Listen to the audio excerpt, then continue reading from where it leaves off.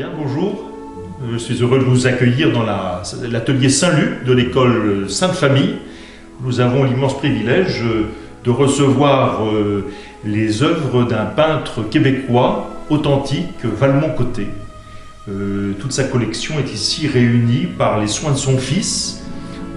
C'est un peintre qui a fait les beaux-arts, c'est un peintre qui passe ses après-midi dans la campagne, qui décrit un paysage et qui décrit la nature, qui décrit aussi la ville qu'il aime et qu'il côtoie. Donc c'est une œuvre ici que nous réunissons dans un ensemble tout à fait original, puisque nous possédons les dessins de ce peintre qui nous indiquent combien le dessin est primordial dans la composition de ces tableaux. Et puis aussi un vaste ensemble de petites peintures marines, sous bois, éléments d'architecture, de cité, paysage urbain, qui dévoile sans phare toute la poésie d'un Québec qui nous ravit. Alors, nous avons une chance aussi tout à fait exceptionnelle, c'est que ce peintre qui n'a pas emprunté les voies du marché de l'art, eh bien, se trouve ici à notre portée. Et c'est un petit peu comme si un grand peintre impressionniste, Camille Corot par exemple, n'avait pas été reconnu de son temps et suivi le processus pour être reconnu sur la place du marché des arts, et qu'un descendant lointain avait pu réunir depuis la réserve qui n'aurait pas quitté peut-être son grenier, réunir cette œuvre et la mettre à la disposition de notre petite école. Donc on a vraiment un très grand privilège, parce que c'est un très grand peintre, et je pense que les œuvres que vous allez pouvoir contempler vont parler d'elles-mêmes. Ici par exemple, ce paysage d'hiver depuis la ville de Mézéré, et qui a un point de vue sur Québec dans le lointain, qui se découpe dans cette atmosphère bien présente ici au Québec avec un long hiver, donne tout à fait un sentiment paisible d'une campagne bien sculptée, bien travaillée.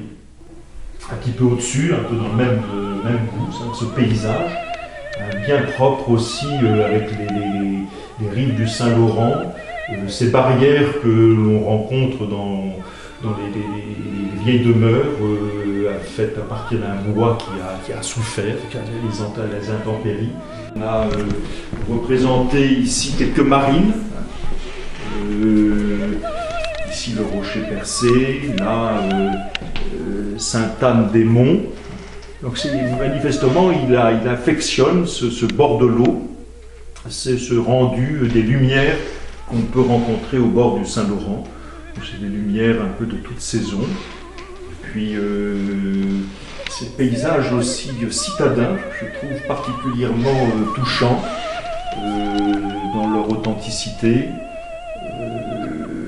dans cette architecture qui est si plaisante à Québec, si riche, mais aussi dans des quartiers beaucoup plus populaires, où il sera à rendre dans un contexte plus moderne, par exemple, des atmosphères où une lumière d'hiver vient éclairer de manière un peu blafarde les façades, où finalement des bâtiments qui sont sans charme et sans grande poésie prennent ici et nous évoquent, donnent des impressions bien connues aux habitants de ces quartiers-là. Toute l'atmosphère de la ville qui est rendue ici, dans un quartier populaire, avec notamment ces remarquables poteaux électriques ou télégraphiques qui, tout tordus, sont bien représentatifs à la fois de son époque. Et puis, on pourrait penser qu'un artiste se serait dit ces éléments-là, je ne vais pas les représenter, ils n'ont pas un caractère particulier. Au contraire, lui s'accroche à les représenter, il s'accroche à cette réalité. Il n'est pas là pour farder, il est là pour nous donner ses impressions et nous permettre de découvrir cette ville avec amour, parce qu'on sent qu'il l'aime. Voilà, alors donc ça c'est une cabane à sucre. dans une érablière.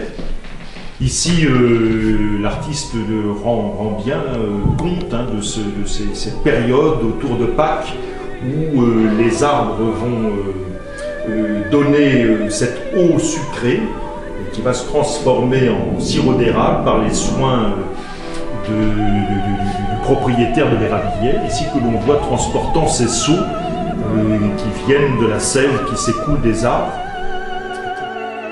Ce peintre-là travaille vite avec des touches rapides et larges. Il joue sur la lumière et grâce à un grand sens de l'observation. Sa facture n'est pas sans évoquer évidemment la peinture impressionniste.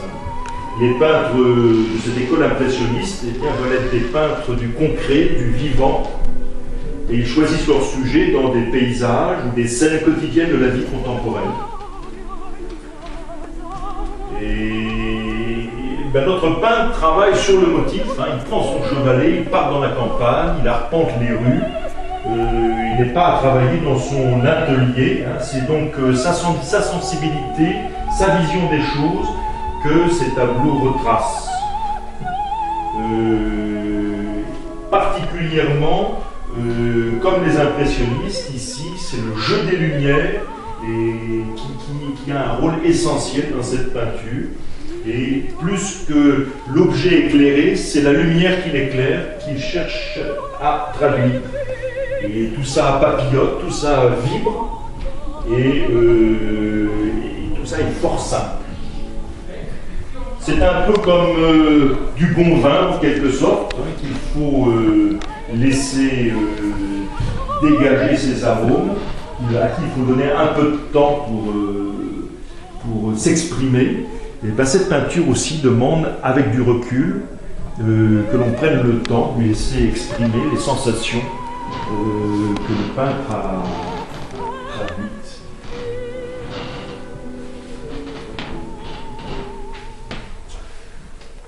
Voilà, la devise de Québec, c'est « Je me souviens ».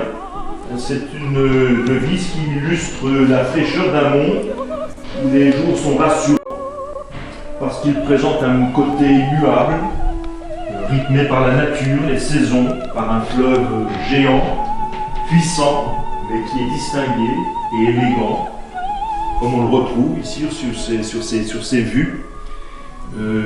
C'est ce monde qui passe que Valmont-Côté nous présente et nous raconte, un monde aux souvenirs heureux. Est-ce qu'on veut encore se souvenir? Est-ce qu'on peut encore se souvenir? On ose l'espérer. En tout cas, si cette œuvre de Valmont-Côté nous a permis de nous souvenir, il aura fait l'œuvre d'un témoin précieux, qui nous donnera peut-être de vouloir nous souvenir nous-mêmes.